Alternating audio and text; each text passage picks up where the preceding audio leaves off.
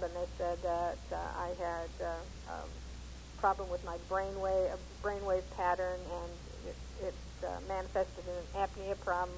Even though I was playing tennis and was not narcoleptic, I didn't have any of the symptoms of apnea.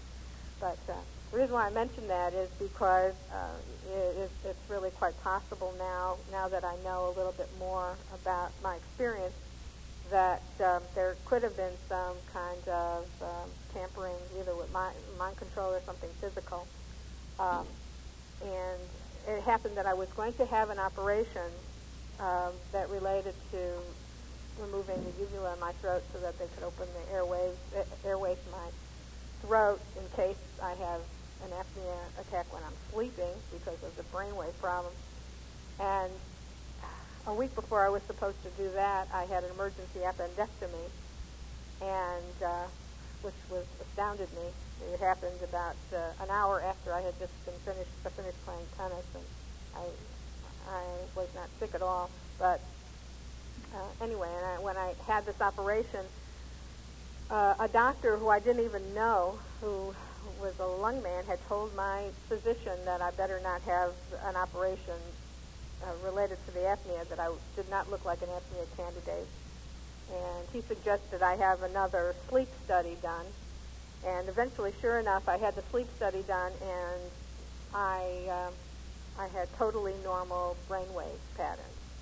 So, which created a big brouhaha between these two sleep labs. They couldn't reconcile the differences in the brainwave patterns. So, as I said, now in retrospect, I see that this perhaps might have something to do with some of the surveillance that was going on. So that I just will synthesize this as part of the goings-on in my life prior to my conscious contact with an FBI agent that I called Jordan Perez in the book. Also, at the same time, right prior to having my stuff taken by the ETs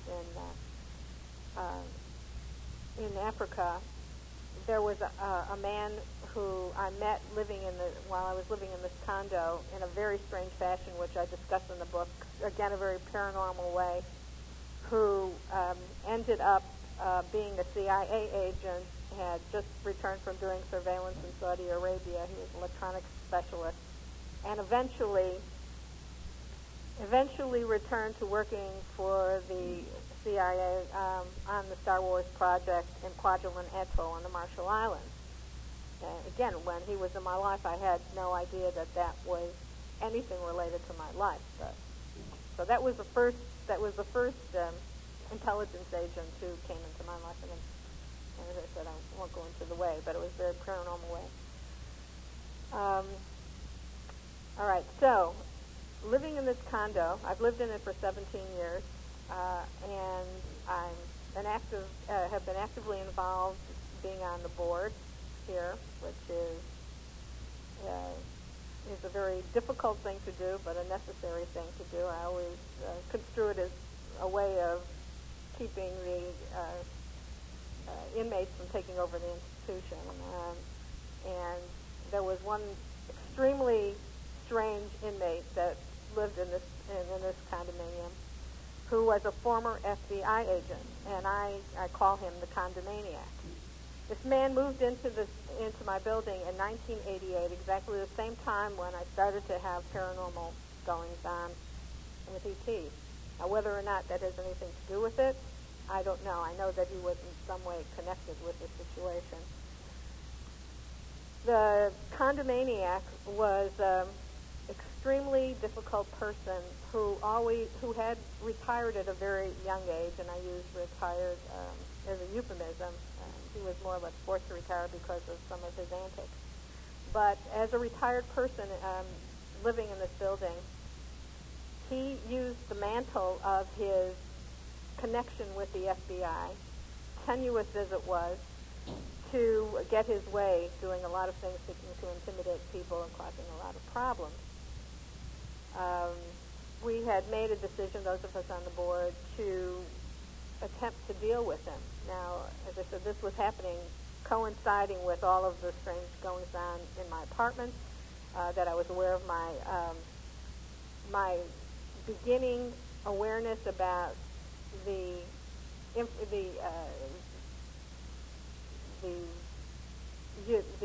intelligence agencies' connection with the UFO phenomenon.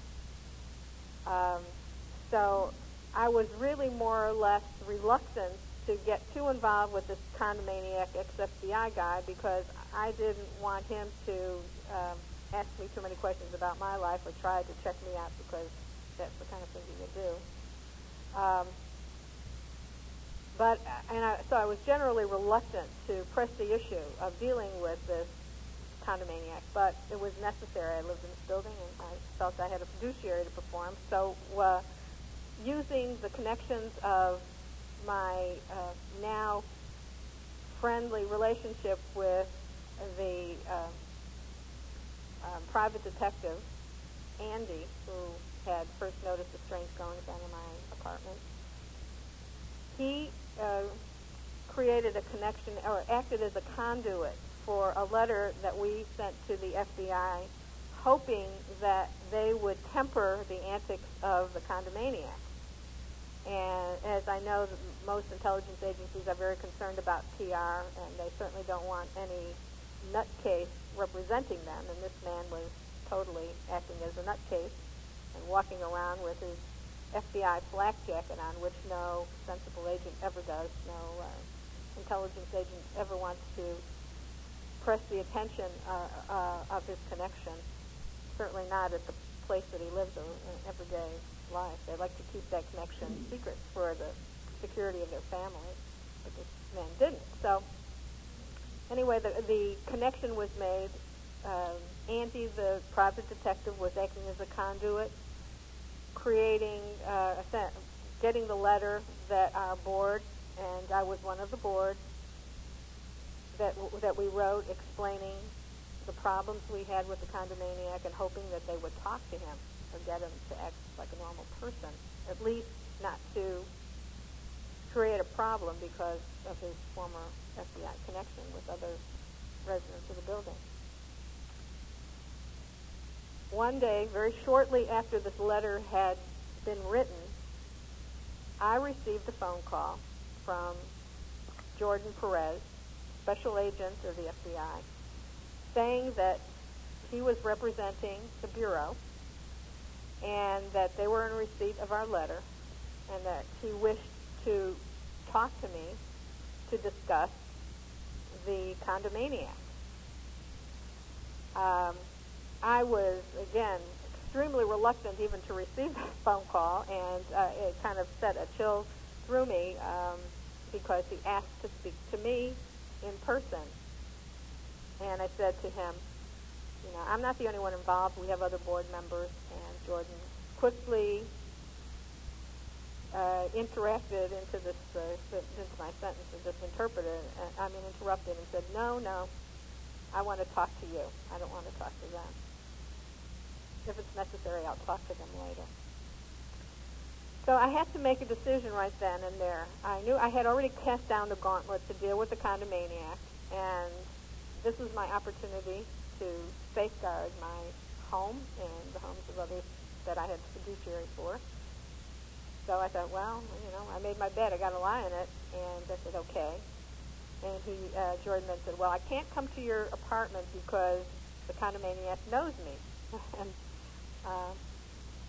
he said, it's better if we meet somewhere else, which I was very happy for because there was no way I wanted this guy in my apartment. We decided on a local Denny's the next day. Not too much time. He just wanted to get the show on the road and get this thing taken care of and handled. And he described himself. He didn't ask me anything about the way I looked or any particular personal questions about me. He described himself and then said to me, and you will know me because I will be wearing a black fanny pack, and in that's where I carry my weapon. So I thought, I hope he's not thinking that he's going to intimidate me by giving me this information, but I had to go. When I came to Denny's the next morning, there were no cars, and there were very few cars in the lot, and I parked, and I went in, and I went to the bathroom, and I came back out, and there he was, the guy with the fanny pack. And when I saw him, I was kind of surprised because he more or less reminded me of my accountant. He certainly didn't look like some kind of superhero or anything like that. And I guess I didn't know what to expect, and there he was. So we made our way to since there were very few people in the restaurant, we really had a choice of booths, and we made our way to a very large kind of U-shaped booth. And he was sitting at one end of the booth, and I was sitting at the other. And he made very little eye contact with me. He took out his notebook and started to ask very salient questions about the situation with the condomaniac. He was strictly the facts man and business as usual. And I had been a probation officer some years past, and I've worked with police officers and other law enforcement people, and I was kind of admiring of his techniques. He was really good.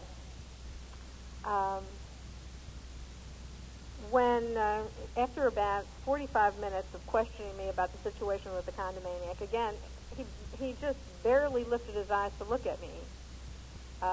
So I was beginning to relax because I didn't think it was anything personal. He put his pen down, closed his notebook, lifted his eyes, looked at me, and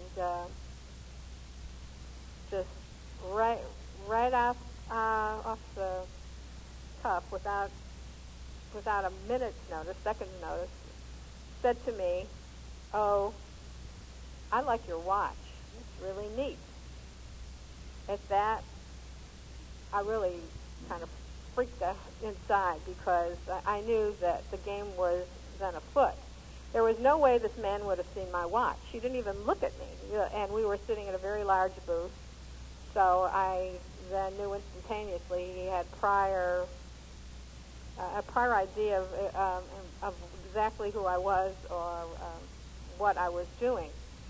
The watch that I had, and I had worn that day, was a watch that I had been wearing for years. It had a face of with the symbol of the UFO from up in the Pensacola Gulf Breeze area. That very noticeable lantern-shaped type craft, and it said UFO Gulf Breeze on it. It had a black face. Wasn't really blatant or anything. You'd have to be right on top of it. I had been wearing it for many years. No one ever said word one about that watch, unless I, blatantly showed them. That he already knew about this watch. He had to have known about it in advance. He had to have either information about me prior, sought me out, checked me out, I don't know. But anyway, since he made the comment about my watch, I knew that there was no way then that I could kind of hide in the closet about this thing because he already knew who I was. He already knew my interests. So I said to him, because I believe the game was afoot, "Oh yeah, it's kind of cool. It's neat. Yeah, I'm kind of interested in the subject." And then he looked at me with a little grin and said, "Well, so am I." And in the bureau, they call me the Excyles man. At that, I had to laugh. I mean, it was just so patently ridiculous. That's the Excyles man. Now, this was in 1994. 1994. The Excyles man. And, well, so that I didn't think that such a thing existed. And he then went on to tell me about the focus of his job description, so to speak. Now here's the Excyles man coming to talk to me about the condomaniac in my condo. What was the level of coincidence that it couldn't possibly have been a coincidence. It had to be very specifically ordained. So I decided, well, maybe I could get some information from this guy. And so we started to talk about what he did and what kinds of cases he worked on, and before I knew it, we were launched in a 2-hour-long discussion. And early morning breakfast meeting became a near lunch meeting as the restaurant got busier and people started filtering in. And one thing I noticed, again, having been a probation officer, when I dealt with peace officers, with law officers, cops, all kinds of level of law enforcement, normally they had an agenda. They had schedules. They wanted to get what they need to be done quickly and then go on to something else. This man didn't seem to be in a hurry to do anything. 3 hours was no problem for him.